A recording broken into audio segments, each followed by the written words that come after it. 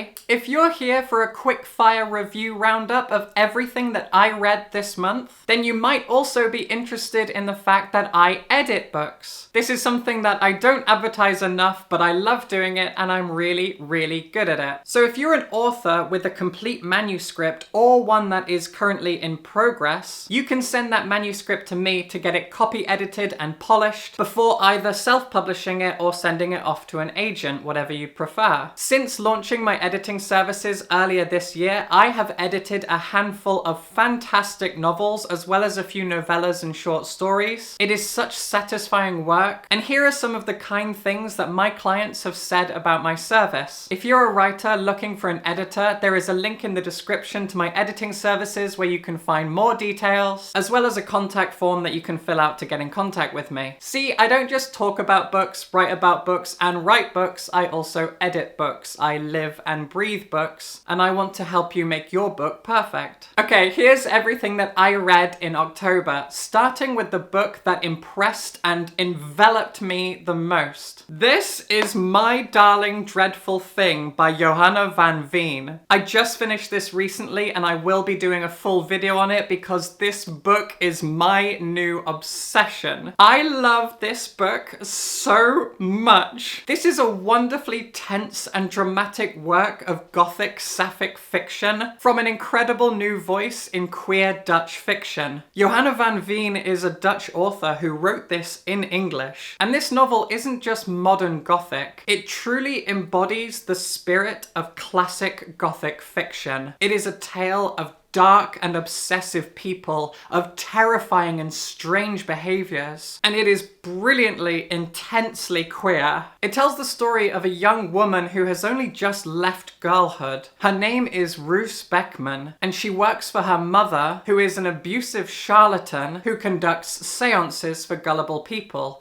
But Roos really can speak with the dead, or at least one of them. She has a spirit companion named Ruth. Soon enough, a damaged young widow named Agnes comes along. She is immediately impressed by Roos, and she actually pays Roos's mother to take her away to her crumbling estate. There, the two of them become companions, and Roos finds out that the reason Agnes was so interested in her is because Agnes has her own spirit companion as well. These two women are unique in the fact that they can see and speak to the dead. But over the course of the novel, while Agnes has so many secrets, they do start to fall in love, almost against their will. They do not mean for it to happen, but they are magnetized towards each other. I'm not going to tell you any more because I'll do a full video on it, but this is intense, sapphic, gothic, dark romance, and one of the most compellingly absorbing things I have ever read. This month, I also finally read Perfume, the Story of a Murderer by Patrick Suskind. I have meant to read this book for years. A little while ago, I watched the film and I really enjoyed it. It was a good adaptation. Kind of camp, kind of silly, but it really had the tone and the aesthetic of the book down pat. And this is my kind of a book. The tale of a very twisted protagonist,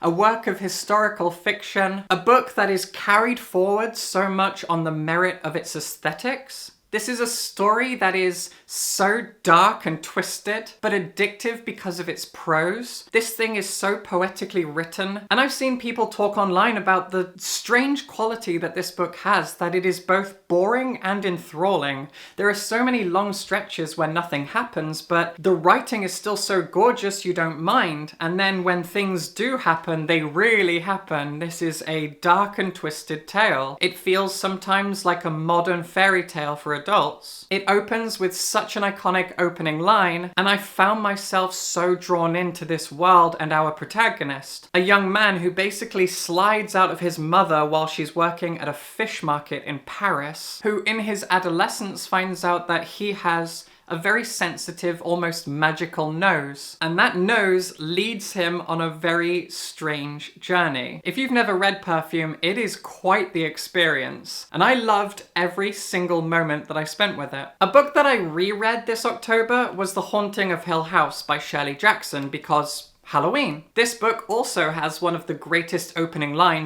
paragraphs of any book ever written. And if you want to know more of my thoughts, I did a full video on this, but my god, The Haunting of Hill House really holds up. You can read this book again and again and again, and it continues to enthrall you because of its characters. At this point in time, this book has been out for like 70 years, and so much has been done to ape and polish and build upon the framework that this novel that Shelley Jackson created. It still remains something very, very unique and worthwhile and important because of its characters and their interpersonal relationships while living and suffering inside of a haunted house. If you want to know more, I've got a full video on it. This is one of the great ghost stories, and while feeling so archetypical, it is also brilliantly, fantastically unique. This month I also read the brand new novella by M.L. Rio, Graveyard Shift. Now this book has been a long time coming because M.L. Rio's debut novel, If We Were Villains, is one of my favourite books. I've said that many, many times. And I, and so many other fans, have been waiting with bated breath for her to bring out something new. And all she brings us is a novella, a 100-page book that you can read in an afternoon. Is that it?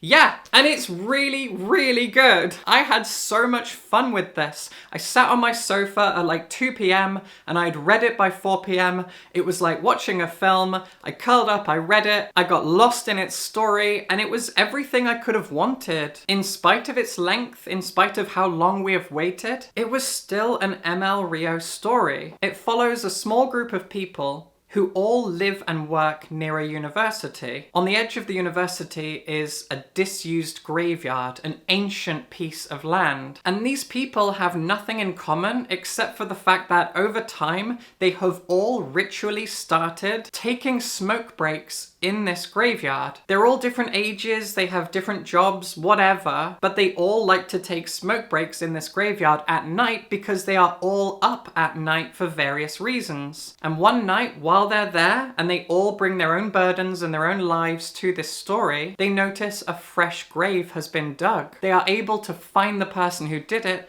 and follow him. And over the course of this short book, we switch between different protagonists. I think each of them gets 2 chapters. So we get to know a little bit about them, their life, their job, their difficulties, whatever. And they're trying to uncover why a new grave has been dug and what conspiracy might be behind it. Now, this is a work of dark academia, not just in the sense that it's dark and academic, which so many dark academia authors think is enough, and it's not. This is a work that actually explores the darkness of academia.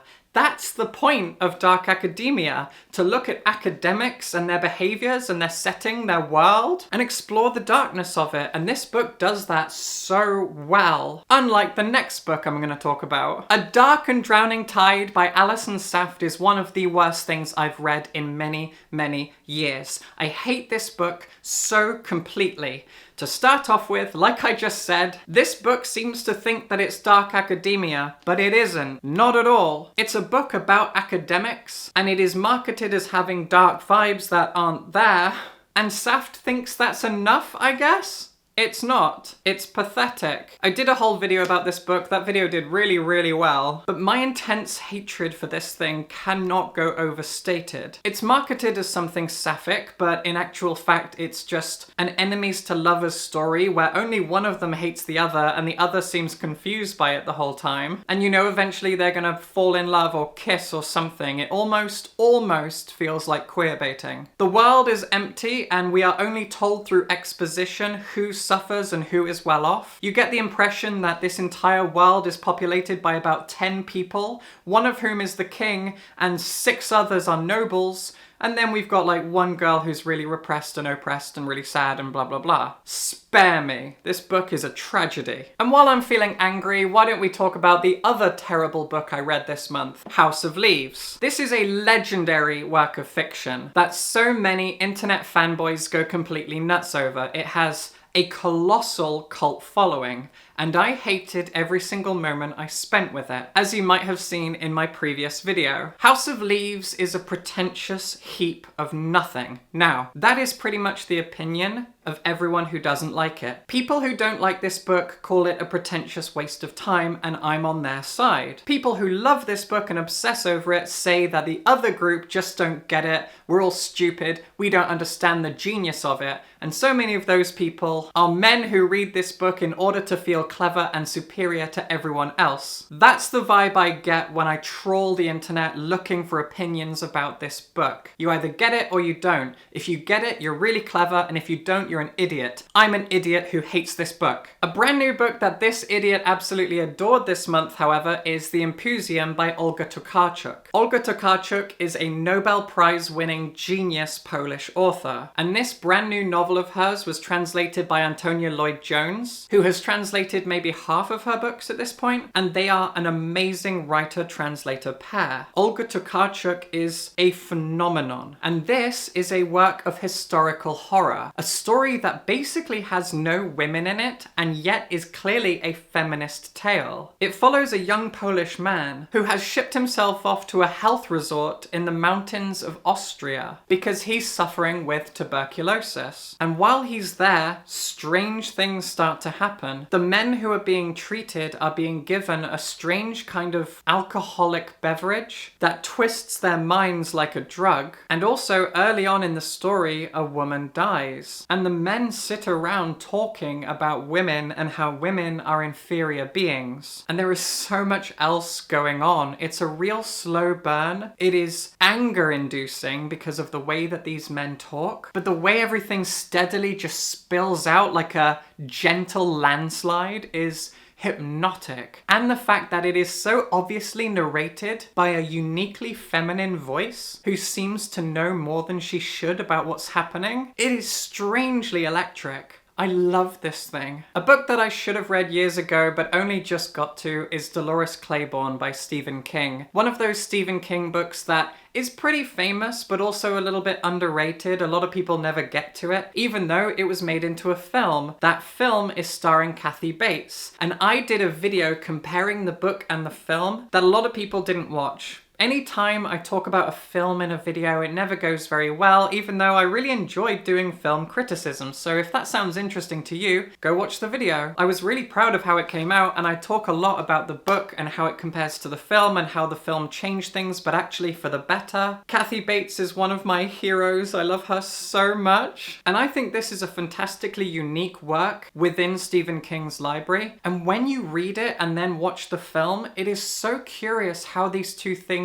exist kind of perfectly together while being such opposites. They are the same story told entirely differently, and it gave me so much food for thought that I made it into a video. If you're interested, please go watch it. Speaking of Stephen King, kind of, one thing that I read and really enjoyed this month was the second volume of the new Creepshow comic. This comic is based on a film that Stephen King wrote and partially starred in back in the 1980s, which itself was based on old serialized horror comics like Tales from the Crypt, which I admit I've not read. And now we have a new Creepshow TV show on Shudder and this comic book series published by Image. There are 10 short horror stories in here, all written and drawn by different writers and artists, and every single one of them slaps. Like, some are better than others, but there are no duds in here. They go from good to excellent. They're also wonderfully woke. So many of these stories poke fun at conservatives and conservative mindsets, which I really enjoyed. This is a goofy, campy, ridiculous, fun time. Lots and lots of gore, lots of grotesquerie. If you enjoy comic books and horror, Creepshow is something you do not want to miss. I so enjoyed this. I need to go find the first volume, which is difficult to find at the moment. And I also know they're still coming out, so there will be a third volume at the very least. Wow.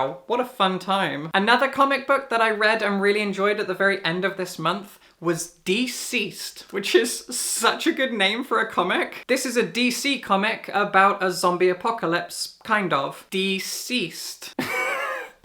really enjoy that title. So this is written by Tom Taylor and drawn mostly by Trevor Hairsine, whose art I've never seen before, but it's really great. But Tom Taylor is a comic book writer I'm a big fan of. He often writes non-canon stories, stuff that doesn't fit into the main narratives in Marvel and DC comics. And that is very much the case here. This is an apocalypse story. And if you know anything about DC comics, then what I'm about to say will make sense to you. This comic begins with the Justice League managing to take down Darkseid, god of the planet Apocalypse. But he retreats and he claims he got what he came for. What he came for was Cyborg, and using Cyborg's cyborg mind, Darkseid is able to rewrite the anti-life equation, which is a really bizarre element of the DC universe. The anti-life equation is an equation that you can read, and if you do, you go insane, start killing other people, sometimes take your own life. It's wild and wacky. And Darkseid tries to alter the anti-life equation. He goes mad.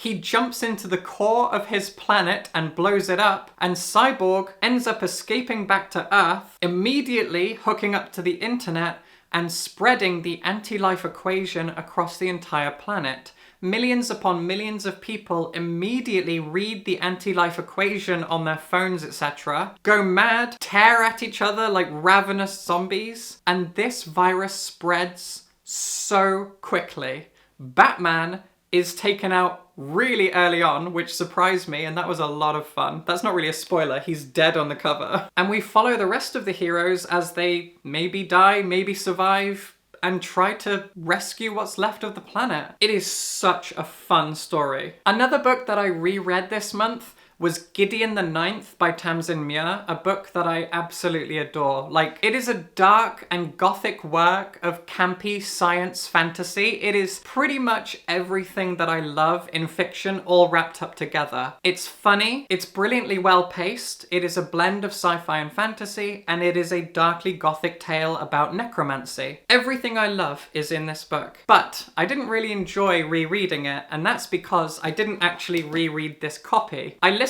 to it over the course of like 2 weeks whenever I went to the gym. And I really don't know if I'm good with audiobooks. Like, I've narrated an audiobook and I'd love to narrate more, but my mind really struggles with audiobooks. It struggles to pay attention. I've talked a lot to people with ADHD like myself who struggle to read physical books and get on way better with audiobooks. For me, it's the opposite. Whenever I'm reading an audiobook, I forget to pay attention. My mind wanders to something else. So reading this as an audiobook at the gym was a real struggle, and I actually didn't really enjoy it because I was getting frustrated with myself. So that's a weird experience. Another really, really fun comic book that I read is the brand new Golden Rage. This was written by Chrissy Williams and drawn by Lauren Knight. I'd never heard of either of them before, but this thing is fantastic. Anyone you talk to who has read this book is going to call it Golden Girls meets Battle Royale. And the reason that everyone is going to say that to you is because that is exactly what it is. I don't know how to get around that comparison. It has a wonderful central conceit, which is, at some point, it seems like it's set in an alternate version of the modern day, the British government makes the decision to ship off every single woman who has gone through the menopause and can no longer have children to an island where they can just rot away and die because they're no longer useful to society. It's a very, very dark dystopian idea, and it feels like something that could happen, as is so often true with dystopias. But very interestingly, despite that being a very dark concept, it's not really dwelled upon in the story. Instead, this is all about the women on that island, the tribes that they build, the strange rituals that they create, the way that they attack and kill each other, and the way that they also get along and form small communities and family networks. This is a really, really fun comic. And finally, I'm just gonna rattle through these 3 young adult horror novels that I read this month. I've already done a video about them, so I'm not gonna dwell on it too much. This is Clown in a Cornfield by Adam Cesare. It's a really big internet sensation, this book. It's everywhere, and I totally understand why. This book feels like an old 70s or 80s Stephen King novel but set in the modern day. It's also a really fun slasher. It follows a young woman who moves from Philadelphia with her dad to a small nowhere town surrounded by cornfields. She befriends a group of punk renegade kids who are bored and doing badly with their lives, and eventually a clown shows up and starts killing everyone. You're Not Supposed to Die Tonight by Callan Bayron is also a YA slasher, and it pays homage to the summer camp slashers of the 80s. This one is set in a summer camp, but the twist is that it's not actually a summer camp. It was the set of an 80s slasher where people pay to act out the events of that film on the set on which it was filmed, and our protagonists are fake camp counselors who kind of put on this recreation and play out the scenes with everyone. Our protagonist has been chosen to be the final girl, and things start to go wrong. This is a really, really fun and gay book. And finally, we have How to Survive a Horror Movie by Scarlett Dunmore. This is a brand new novel that I thought was only okay. It's set in an all-girls boarding school on an island off the coast of England. Our protagonist only has one best friend, and the two of them have bonded over their love of horror. There's a group of fancy girls who rule the roost, and slowly over the course of the novel people turn up dead, and our protagonist always seems to be there to find the body. It's a fun concept, I enjoyed it well enough, but it didn't rattle my world. There you go, that is everything I read in October. If you're interested in my editing services, again, you can find a link in the description. Also, you can support me on Patreon if you enjoyed this video, if you enjoy what I do, I'd really, really appreciate it. Otherwise, subscribe for books.